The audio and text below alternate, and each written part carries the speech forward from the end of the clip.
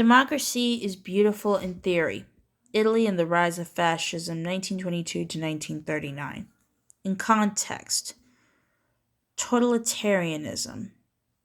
Before 1914, Mussolini abandons the Italian Socialist Party for radical nationalism, adopting a militarist and racist ideology. 1915, the terms of the Treaty of London offer Italy future territorial gains in return for entry into World War I. 1919, Italian nationalists seized the Italian-speaking port of Fiume in Croatia. After 1943, after the Allies invade Italy, Mussolini is deposed and arrested, then rescued by German commandos. 1945, Mussolini is caught trying to escape in Switzerland and shot by partisans. 1948, in the first free election since 1921, neo-fascist Movimento Sociale Italiano wins just 2% of the vote. Italy's move to fascism after World War I was brutal and surprisingly swift. In 1925, before Hitler had even finished Mein Kampf, Benito Mussolini declared himself the nation's dictator, commanded that he be called Il Duce, the leader. In many ways, he was Hitler's inspiration. Although Italy had been one of the victors in World War I, it had been costly in both lives and money, and the hoped-for territorial gains had not materialized. Wartime Prime Minister Vittorio Orlando was blamed. When the economy took a downturn, people began to look for alternatives to a liberal democracy. Millions of workers and peasants turned to socialism, calling for the collectivization of factories and farms, but sacred landowners and the middle class looked instead to the Facci di Combattimento, led by ex-army officer Mussolini, who insisted that the army had been betrayed. The fascists, as they soon became known, took their name from the ancient Roman fasces, bundles of birch rods used as an emblem of unity and strength. Dismantling democracy.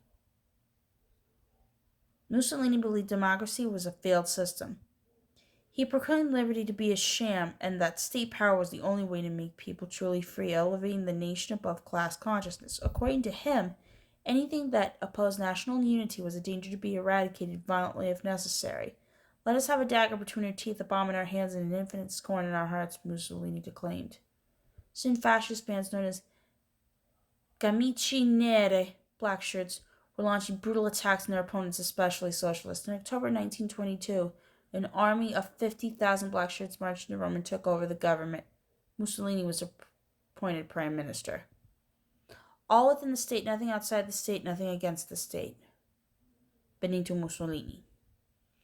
In the picture, the fascist black shirts march on Rome was the inspiration for Hitler's failed November 1923 uprising in the Munich beer hall putsch. Supreme Leader.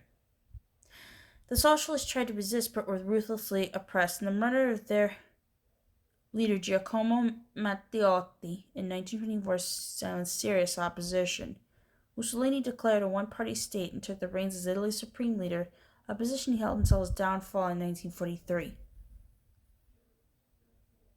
He consciously built a leadership cult, giving powerful emotional speeches in which crowds were urged to shout, believe, obey, fight, and Il Duce is always right.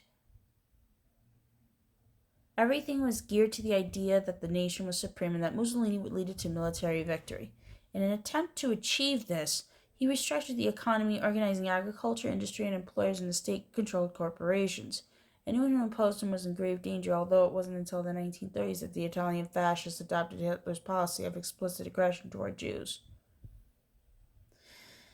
To divert attention from continued problems at home, Mussolini began a drive to acquire colonies and foreign territories, including Abyssinia, Ethiopia, in 1935. The following year, he backed Franco's fascists in Spain and faithfully signed the Rome-Berlin Axis Pact with Hitler, promising to divide Europe into spheres of influence that Germany and Italy would control equally. In May 1939, Hitler and Mussolini made the Pact of Steel, a military and political alliance that was a crucial part of their preparation for war.